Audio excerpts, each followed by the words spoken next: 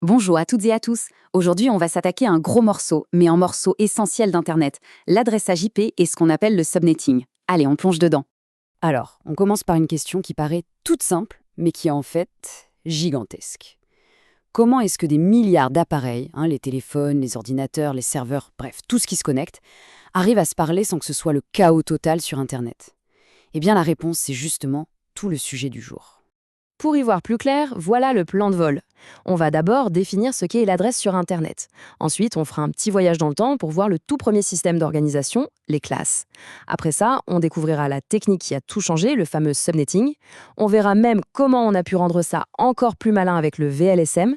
Et pour finir, on ramènera tout ça à la maison pour comprendre ce qui se passe sur notre propre réseau. C'est parti pour la première étape, l'adresse de l'Internet. Pour bien saisir le concept d'adresse IP, il y a une image qui marche à tous les coups, c'est l'adresse postale. C'est simple, non? Pour qu'une lettre arrive à la bonne boîte aux lettres, il faut une adresse unique. Eh bien, pour qu'un email ou une vidéo arrive sur le bon ordinateur, c'est pareil. Il lui faut une adresse IP unique. Donc, si on veut une définition un peu plus formelle, une adresse IP, c'est ni plus ni moins qu'un numéro d'identification unique. Chaque appareil qui se connecte à un réseau en reçoit une. Et c'est grâce à ça qu'on sait précisément où envoyer les paquets de données et de quel appareil ils proviennent. Sans ça, impossible d'envoyer un email, de regarder une vidéo, bref, pas d'Internet.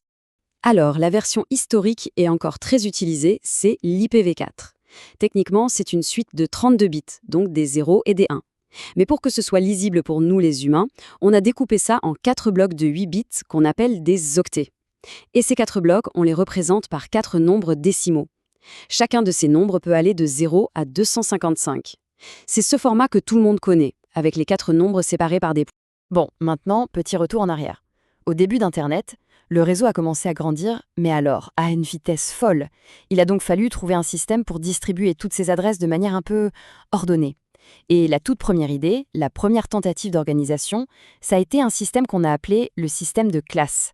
Le problème à l'époque, c'était comment on fait pour allouer les adresses de manière efficace. La solution trouvée, c'était donc cet adressage par classe. Le souci, c'est que ça créait des blocs d'adresses de taille fixe.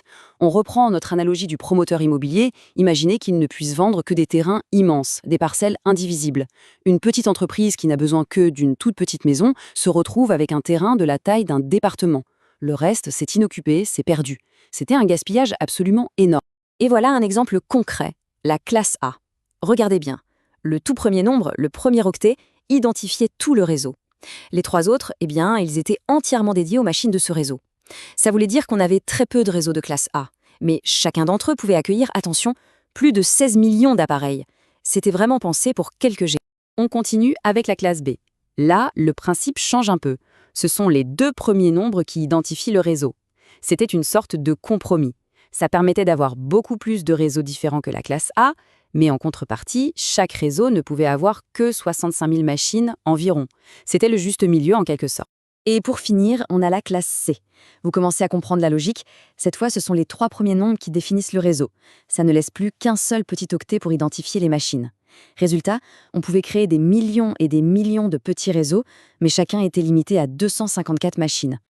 Et on arrive au cœur du problème. Ce système de classe était beaucoup trop rigide. Ces parcelles de taille fixe, A, B ou C, ça ne pouvait plus fonctionner. Internet explosait et on avait besoin de quelque chose de beaucoup, beaucoup plus souple. Sinon, on allait tout droit vers une pénurie totale d'adresses. Et c'est là qu'arrive la solution. L'idée de génie qui a vraiment tout changé. Au lieu de se cantonner à ces gros blocs fixes, les ingénieurs se sont posé la question: mais attendez, et si on pouvait prendre un de ces gros blocs et le découper nous-mêmes en plus petits morceaux, exactement de la taille dont on a besoin? C'est le fameux diviser pour mieux régner. Et voilà, c'est la naissance du subnetting, qu'on pourrait traduire par sous-réseautage. Le concept est là, on prend une grande parcelle d'adresses et on la découpe en plus petits lots, des sous-réseaux logiques. C'est beaucoup plus malin et beaucoup plus économique.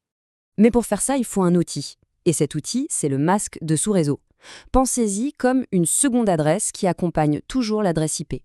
C'est aussi une série de 32 bits et son unique boulot, c'est de dire « Voilà, la ligne de séparation est ici. Tout ce qui est avant, c'est l'identité du réseau et tout ce qui est après, c'est pour les machines. » En fait, si on regarde au niveau des bits, c'est d'une simplicité redoutable. Le masque de sous-réseau, c'est juste une suite ininterrompue de 1 suivie d'une suite de 0. Partout où il y a un 1 dans le masque, ça veut dire que le bit correspondant dans l'adresse IP appartient à l'identifiant du réseau. Partout où il y a un 0, le bit appartient à l'identifiant de la machine. C'est comme un pochoir qui révèle la partie réseau. Et regardez ce que ça donne en pratique. C'est assez bluffant. Ici, on est parti d'un seul réseau de classe C. En jouant avec le masque, on a emprunté quelques bits qui étaient normalement réservés aux machines pour les ajouter à la partie réseau. Et paf, d'un seul coup, notre réseau unique s'est transformé en 8 sous-réseaux plus petits, complètement indépendants. Ce système, beaucoup plus flexible, qui ne dépend plus des classes A, B ou C, porte un nom. C'est le CIDR, pour Classless Inter-Domain Routing. Et pour se simplifier la vie, au lieu d'écrire tout le masque de sous-réseau, on a inventé une notation super pratique. On met juste un slash suivi du nombre de 1 dans le masque. Par exemple, un /27, ça veut dire que les 27 premiers bits du masque sont des 1. Simple et efficace. On pourrait croire qu'on a atteint le summum de l'efficacité, mais non, on peut encore faire mieux.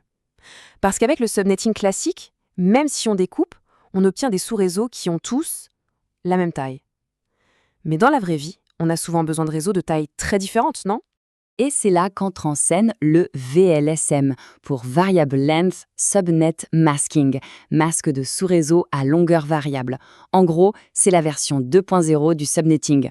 Si on reprend notre promoteur, c'est comme si on lui disait « Non seulement tu peux découper ton grand terrain, mais en plus tu peux faire un immense lot pour un centre commercial, quelques lots moyens pour des maisons et plein de tout petits lots pour des places de parking. » C'est l'optimisation ultime. Prenons un cas d'école. Pour connecter 2 routeurs entre eux, il ne faut que 2 adresses IP, pas une de plus. Alors pourquoi gaspiller un grand réseau pour ça?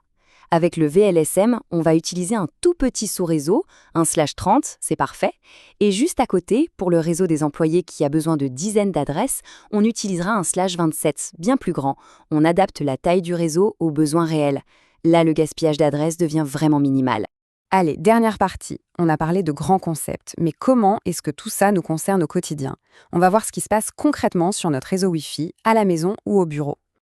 Alors, il y a eu une autre idée de génie pour économiser les adresses IP publiques, qui sont une ressource rare. C'est l'idée des adresses privées. On a tout simplement réservé des plages d'adresses entières, comme celles qui sont affichées là, uniquement pour un usage local. L'adresse IP de votre ordinateur à la maison, celle de votre smartphone, ce sont des adresses privées. Et l'astuce, c'est que votre voisin peut utiliser exactement les mêmes. Comme elles ne sortent jamais sur Internet, il n'y a aucun risque de conflit. Oui, mais alors, comment un appareil qui a une adresse privée non unique peut-il communiquer avec le reste du monde sur Internet? C'est là qu'intervient le NAT, pour Network Address Translation. En fait, c'est votre box Internet qui joue ce rôle. Elle agit comme un standardiste. Elle prend toutes les demandes de vos appareils sur le réseau local et elle les envoie sur Internet en utilisant sa propre adresse IP, la seule qui est publique et unique. C'est un traducteur, un pont entre votre petit monde privé et le grand Internet public. Voilà, pour résumer, on a vu toute l'ingéniosité qui a été déployée pour faire fonctionner l'adressage IPv4.